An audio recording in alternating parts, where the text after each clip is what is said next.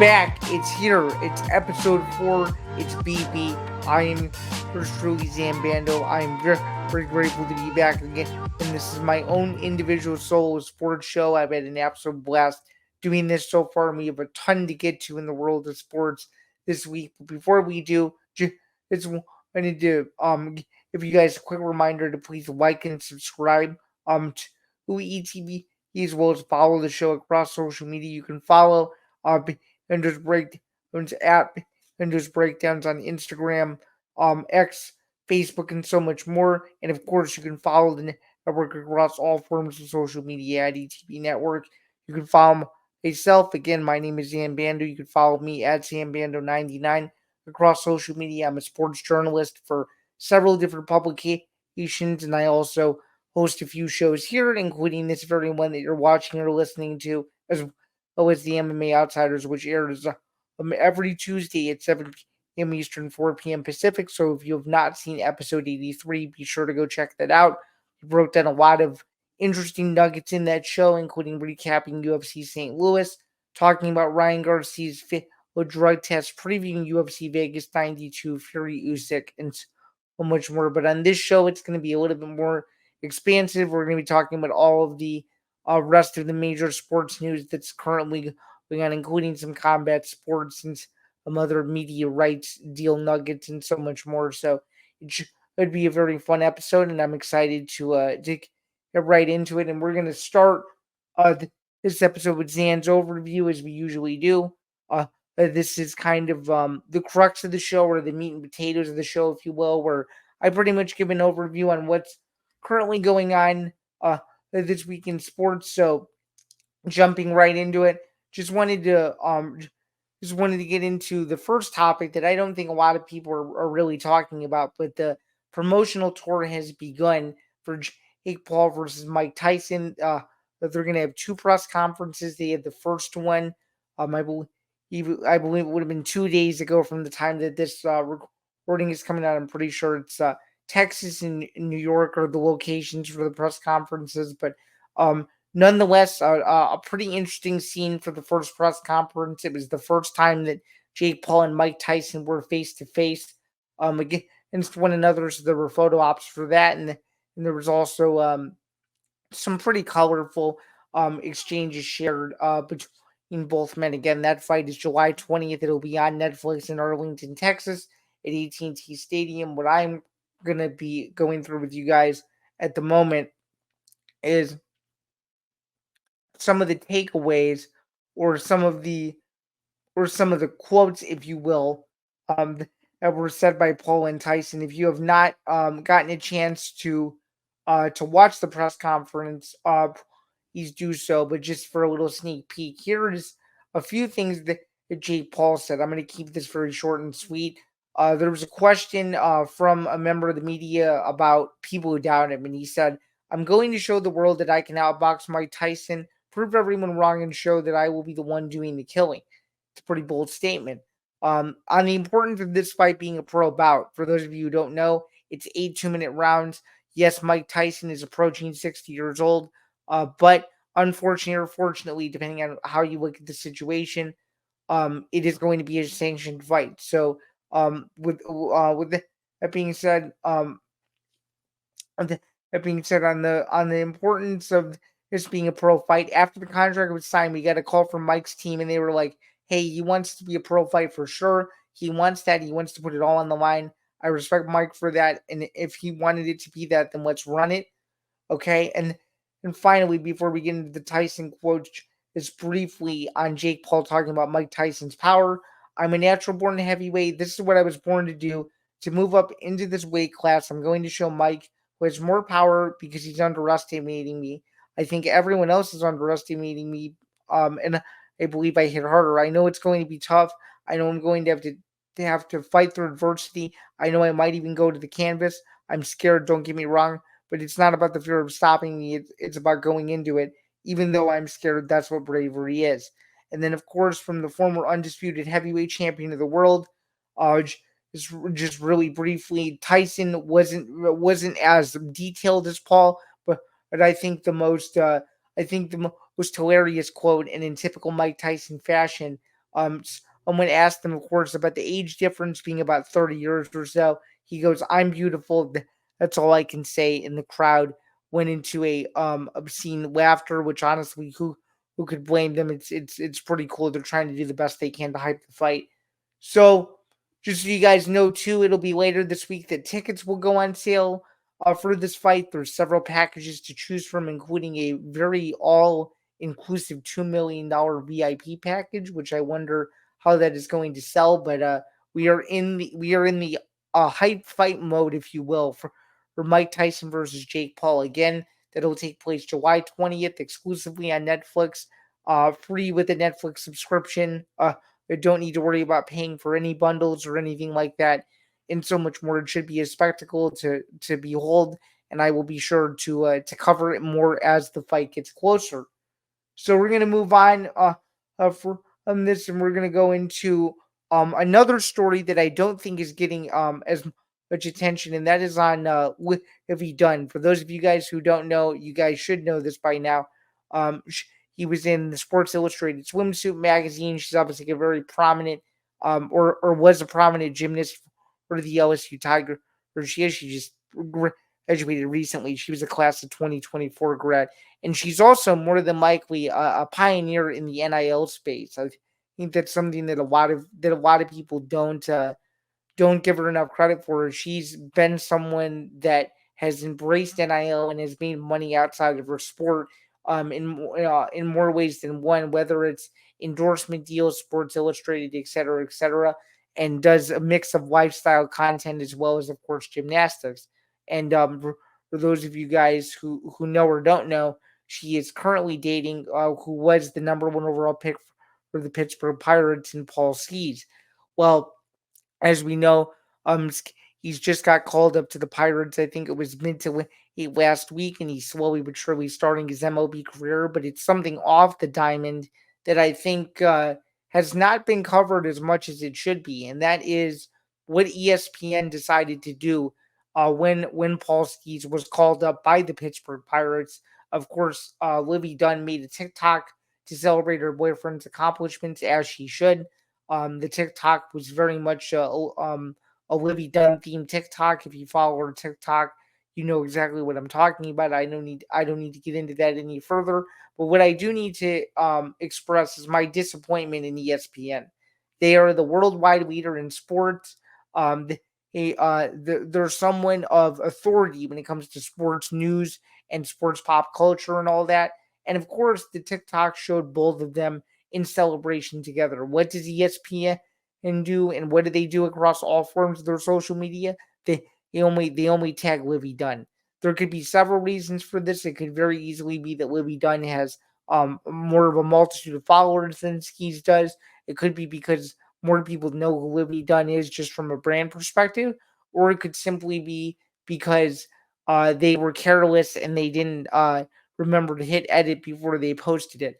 Regardless of what the reason why is as to him not being tagged, the fact of the matter is that he's trying to build a brand, he's trying to build a face himself, and the only way you're going to be able to get traction is if people know who Paul is just as much as they do Livy.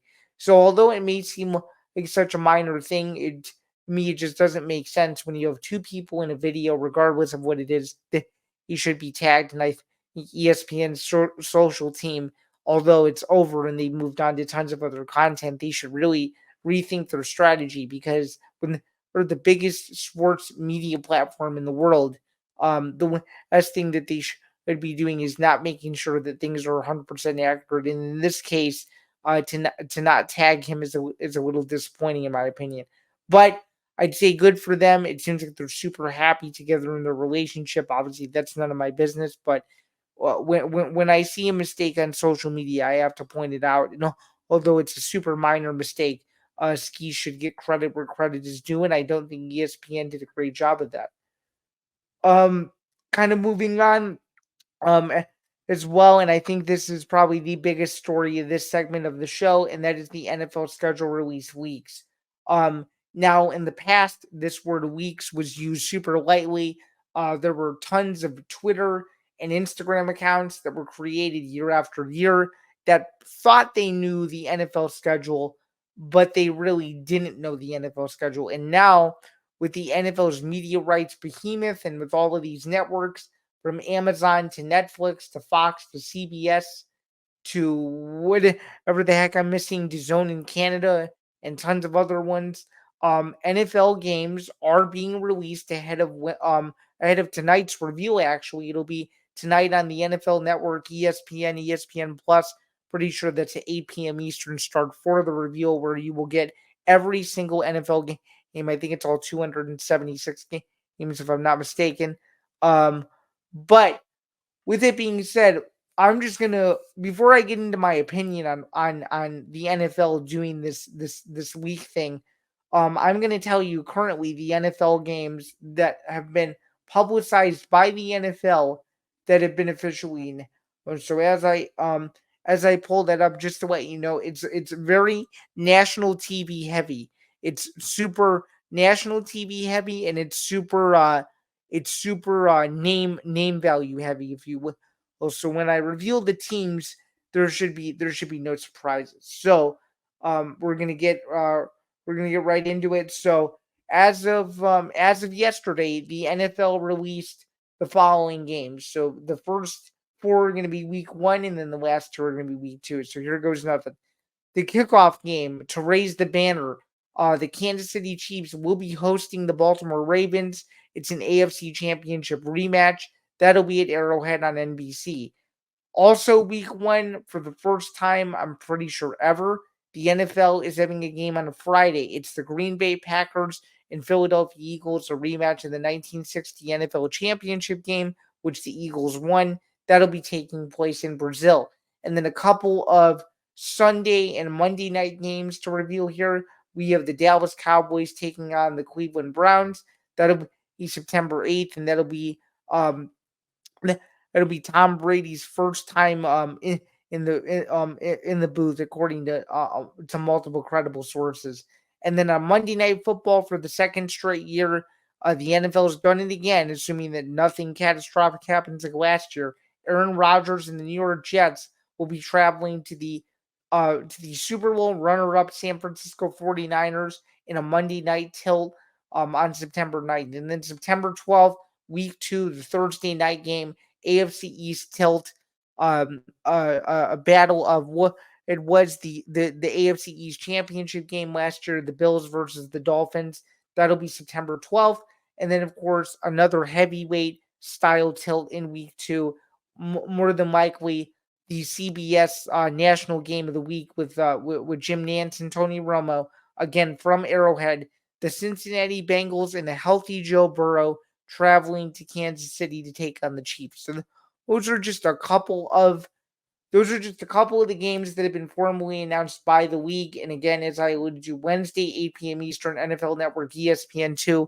You can stream it on NFL Plus. Again, that's tonight. It's the NFL schedule release. But the thing I wanted to get into is the leaking of games. There's a huge debate here in regards to whether or not a reveal is appropriate for the NFL schedule. And I'm going to lean on the side of yes, because there are teams that maybe don't get a lot of national attention, where we don't know their schedule and we don't know we don't know the order. We know they're going to play, but we don't know the order of the games. So if I'm someone in a displaced market, which I'm not, I'm in the Chicago market. I'm a Bears fan, but let's just say I'm a Washington Commanders fan, living in California, right? I think the NFL schedule release is important because you're eagerly awaiting your team and their opponents to get announced. Now, if you're a fan of any of the teams that I've just mentioned here from this tweet from the NFL, congratulations. But if you're not, it feels like you're eagerly anticipating something that is almost a yearly tradition. So it's taking place on a Wednesday instead of a Thursday. Again, the NFL schedule release, where every single game from every single team is going to be revealed. There's going to be analysis, interviews with coaches, and so much more. So be sure to tune in however you stream or watch your NFL content, and you can officially start a countdown to the NFL season at large for 2024. So that's gonna that's going to do it for Zan's overview. We're going to get into Zan Zinger, which is something I did not tease at the end of Zan's overview, but we're going to get right into it. The NFL is playing games on Christmas again.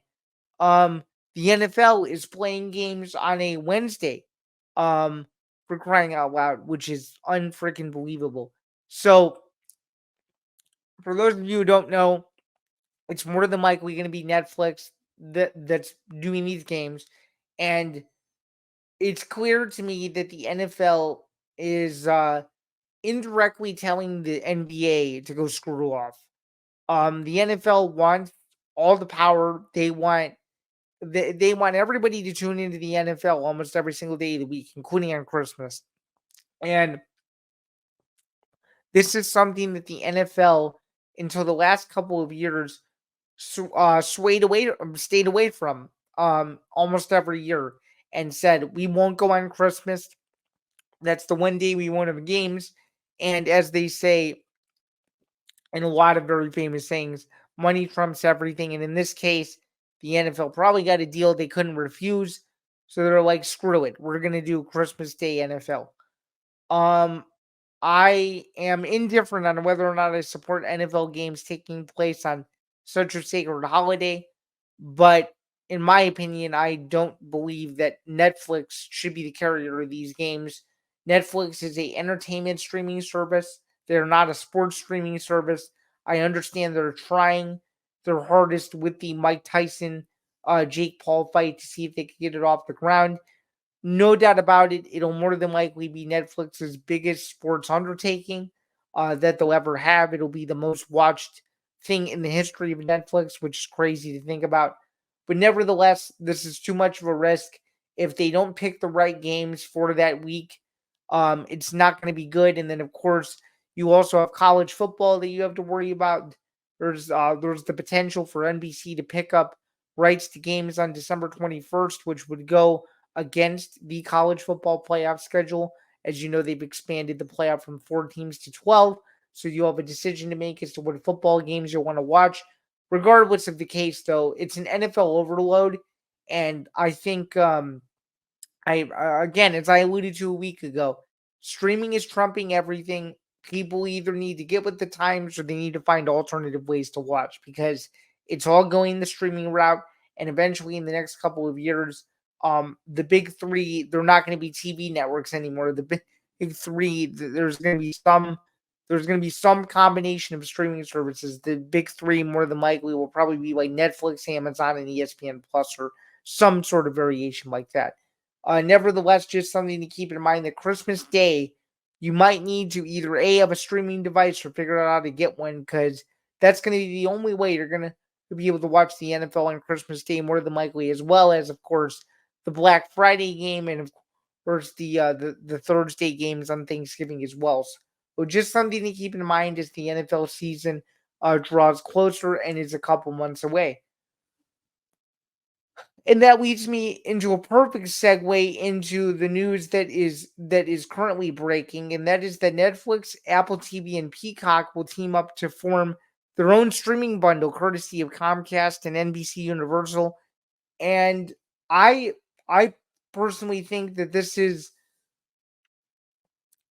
good. I mean, it rivals the ESPN Plus, Disney Plus, Hulu bundle, and it gives people financial incentive to make decisions on where they would spend their money to watch their content.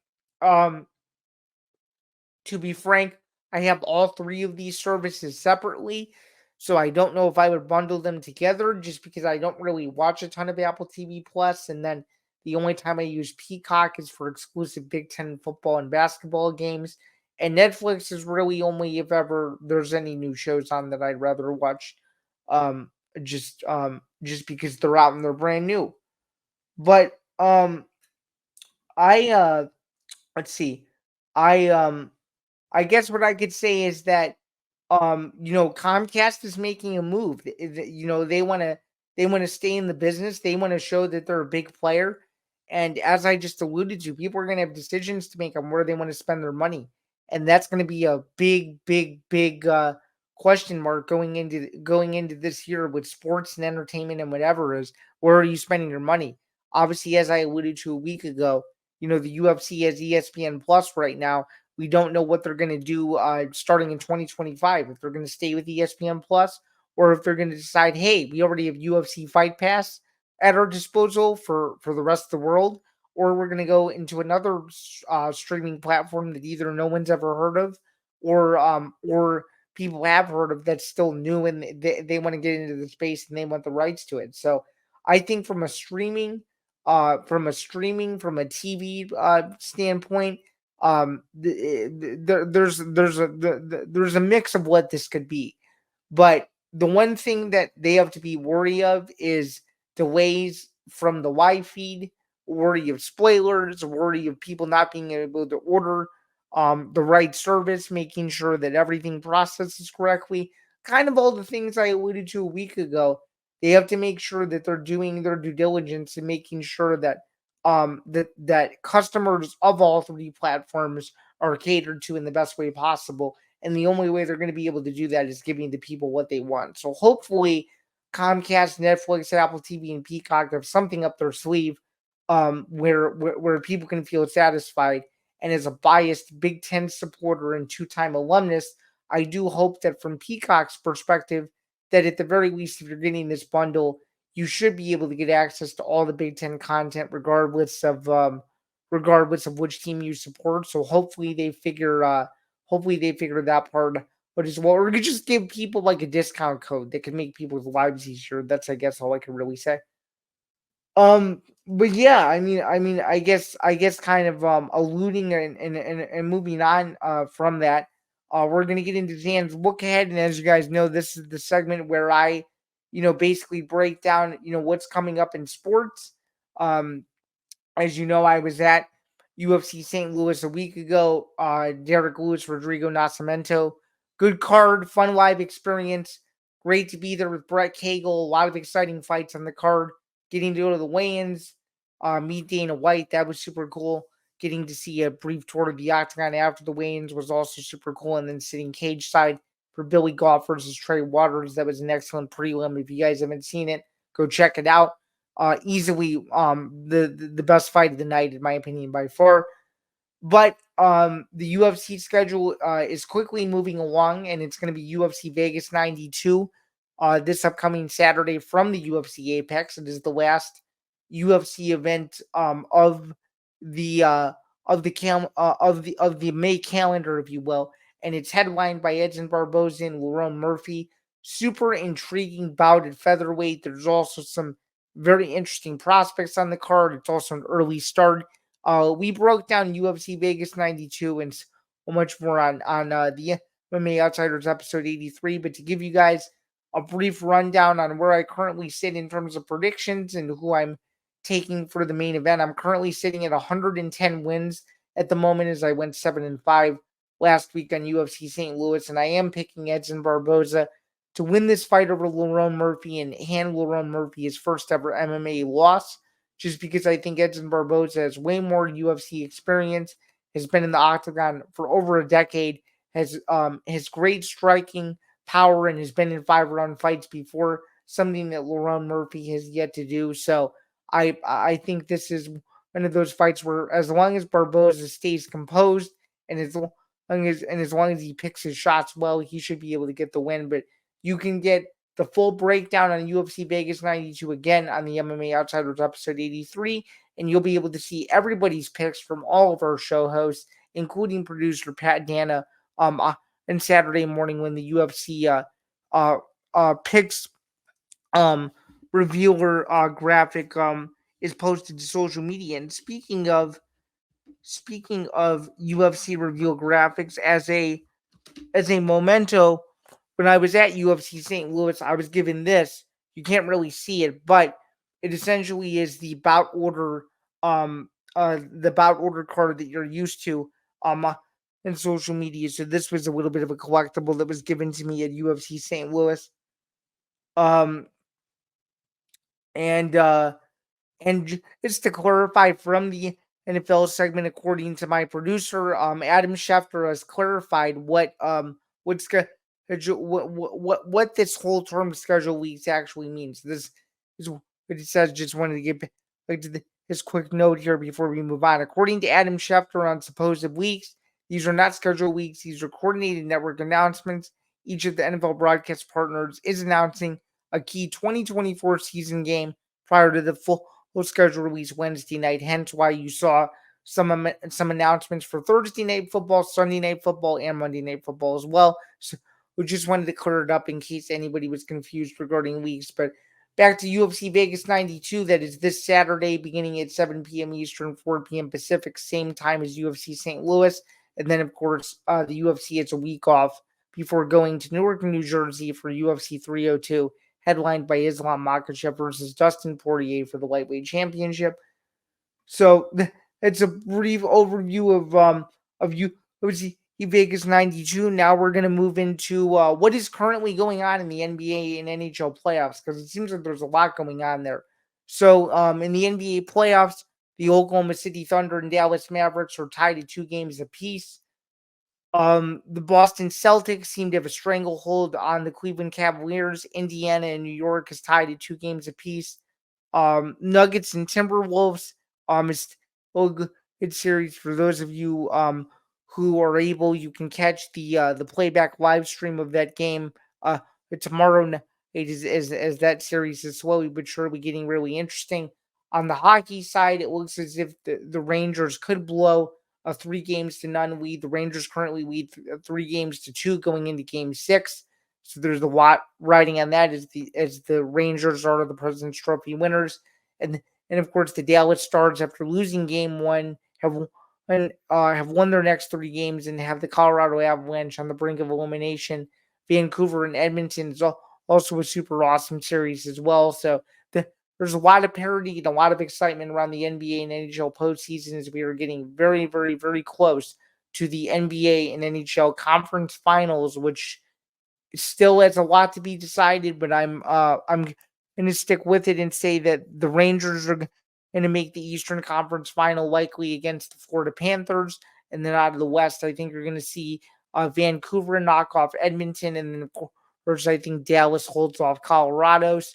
So that's going to be your Western Conference final. I still like the Knicks out of the East to beat Indiana. I just think they've had a slip up the last couple of games after blowing a 2-0 lead. And I think they will play Boston, assuming that they don't choke. So it'll be a New York-Boston Eastern Conference final. And out of the West, I still like the defending NBA champion Denver Nuggets on their side of the bracket. And I am a little bit biased as a Oklahoma City Thunder fan. They're my second favorite NBA team. I do think they do enough to make the Western Conference final and play Denver. I do not have predictions for either of those projected series, but as they get closer, I will let you know if I was right or if I was wrong, and we'll continue to cover the rest of the semifinals and the conference finals as we move closer and closer to the NBA finals and, of course, the Stanley Cup final as well. So we're going to round out the show by just reminding you guys that the Preakness Stakes is taking place this weekend. Mystic Dan is one of the headliners. The full lineup is not going to be revealed until later this week, but just as a reminder, you can catch the Preakness Stakes this Saturday afternoon on NBC. It's one of the best traditions in all of horse racing. It's gonna build off of the Kentucky Derby that was a couple weeks ago. So for any of you horse racing fans, just a quick reminder: Preakness Stakes this weekend, NBC. Don't miss it. Finally, we're gonna move into the last segment into the show, which is something I did not get to a week ago, but we're gonna get into Zain's errors, and I'm pretty sure that I didn't I'm pretty sure I didn't have anything this week minus the one little note, so that is a positive. So I still remain perfect on the Zain's errors front. So as you guys know, this is just a little shout out to PTI, Tony Kornheiser, and Michael Willibon as they go through the big finish. What they always like to do is they like to reveal whether or not they had any errors on their show. But I think for me, I didn't, which means we're going to move into the home stretch of the show, which is to remind you guys, of course, because this is everybody's favorite part of the show, that BB is presented by Playback. And for those of you guys who don't know what Playback is Playback is our new network-wide sponsor that allows us to broadcast. Yes, that allows us to broadcast live NBA games. That's right, live NBA games. No copyright notices from the copyright monster. The full feed NBA League Pass. No commercials. It feels like you're in the arena, and it honestly is a great experience. You can sign up for a free account today or whenever you listen to this podcast, either on the audio only side or on the video only side at TV/ETB network. So without further ado, I'm going to tell you more about what Playback actually is. So presented by Playback, watching sports is more fun with others, but we spend too much of our time watching alone. Playback is a virtual space where communities can stream live sports together with everyone perfectly synced up. Creators can hop on stage, deliver their own play-by-play analysis and commentary, and invite viewers up for Q&A. Playback makes watching sports fully interactive and a social experience. From playing fantasy sports, repping your favorite players and teams, and watching with the commentators and communities you care about. Win or lose, sports are best enjoyed together. And of course, as I just alluded to, you can join our community today or whenever you listen to this podcast at playback.tv/ETB network. It's free to sign up, and as soon as you join our community, you can watch all of our great content from NBA playoff live streams to classic streams where we go through all different kinds of sports, including the NFL and so much more, as it is a racing platform. So, with all that being said, that's going to do it for episode 4 or BB. My name is Zain, and you can follow the show across all the socials that are scrolling across the screen, as I am currently a co-host for this show and multiple other shows, and I look forward to seeing you all next week for episode 5, where we will get into more on the post-season front as well as everything else that is currently going on in sports. We will see you guys soon.